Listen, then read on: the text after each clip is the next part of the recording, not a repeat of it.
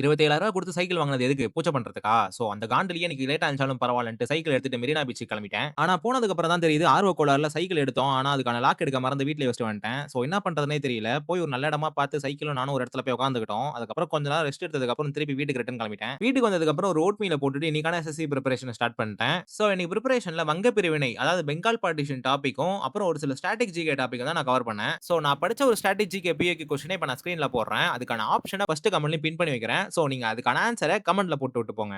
பிரிப்பரேஷன முடிச்சுட்டு ஒரு மதிய உணவு உள்ள தள்ளிட்டு ப்ரீ ஒர்க் அவுட்க்கு கருங்காப்பிய குடிச்சிட்டு ஜிம்முக்கு கிளம்பிட்டேன். இன்னைக்கு ஜிம்ல ஒரு அருமையான செஸ்ட் மற்றும் பை நாள் தான். பண்ண எல்லா ஒர்க் அவுட்டையும் கமெண்ட்ல போடுறேன். அத செக் பண்ணிக்கோங்க. சைக்கிள் ஓட்டுனதுலயே பாதி தெம்பு போயிடுச்சு. மீதி இருந்த தெம்ப வச்சு இன்னைக்கு கம்மி வெயிட்லயே எனக்கான எல்லா ஒர்க் அவுட்டையும் பண்ணி முடிச்சேன். ஏன்னா இன்னைக்கு வெஜ் நாள்ன்றதால புரோட்டீன் பற்றாக்குறை தான் இதுக்கு முக்கிய காரணம். அது மட்டும் இல்லாம நம்ம ரெகுலரா எடுக்கிற கார்ப விட இப்ப கொஞ்சம் நாளைக்கு கம்மியா தான் எடுத்துக்கிட்டு இருக்கோம். சோ இப்பலாம் வந்து பாத்தீங்கன்னா அதிகமான வெயிட்டே புஷ் பண்ண முடியறதில்ல. ஒர்க் அவுட்ட பண்ணி முடிச்சதுக்கு அப்புறம் வழக்கம் போல புரத கலவைய குடிச்சிட்டு வீட்டுக்கு வந்துட்டேன். இரவு உணவுக்கு 2 வீட் பிரெட்ட வச்சுக்கிட்டு இன்னைக்கான இரவு உணவு முடிச்சுக்கிட்டேன். மீண்டும் நாளை ஒரு புதிய நாள்ல புதிய வீடியோல உங்கள சந்திக்கிறேன் கைஸ். பாய்.